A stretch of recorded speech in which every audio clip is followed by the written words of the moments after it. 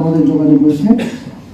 আগামী বছর এটা কয়েকটা ফর্মে কাজ করবে। পুরস্কার দেওয়ার ক্ষেত্রে এটার কালচারাল সিগনিফিকেন্স আরো কি করে অ্যাপ্লিফাই করা যায় সেটার ক্ষেত্রে এটা আমরা ওনাদের সঙ্গে এটার কালচারাল সামনে কি বলে অ্যাকশন প্ল্যান করতে হবে। ফলে আমরা একটু বলতে পারি যে এখন থেকে আমাদের সংস্কৃতি মন্ত্রণালয় মানে বাংলাদেশে কালচারাল হেরিটেজের একটা ইম্পর্টেন্ট জিনিস হিসেবে আমাদের ক্যালেন্ডারের মধ্যে আমরা অন্তর্ভুক্ত করার সিদ্ধান্ত নিয়েছি।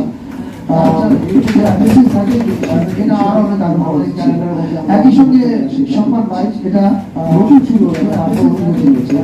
কিন্তু সম্মান 1000 বছর এবং এই সম্মান বাইচের সঙ্গে সংস্কৃতি মন্ত্রণালয় যুক্ত হচ্ছে।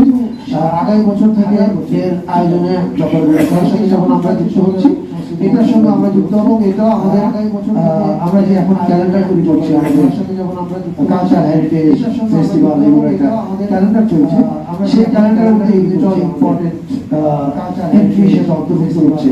এটা আমরা এখান থেকে ঘোষণা করছি। ক্যালেন্ডারের মধ্যে দুটো ইম্পর্টেন্ট চিটাগং শুরু হলো কিন্তু এই কাজটা শুরু ছিল আমরা এখান থেকে সারা দেশে সব জায়গাতেই এই প্রোগ্রাম যেমন বলছি তালিকার কাজ শুরু হয়েছে। আমরা মনে করি সারা দেশে পৌঁছে যাবো এবং যেমন বলছি তালিকার কাজ শুরু হয়েছে। যারা গণতান্ত্রিকভাবে নির্বাচিত হয়ে সরকার পরিচালনার দায়িত্বে আসবেন আমার স্থির বিশ্বাস তারা এই কাজগুলো কন্টিনিউ করবেন, তার ভালো কাজ করবে কন্টিনিউ করবেন।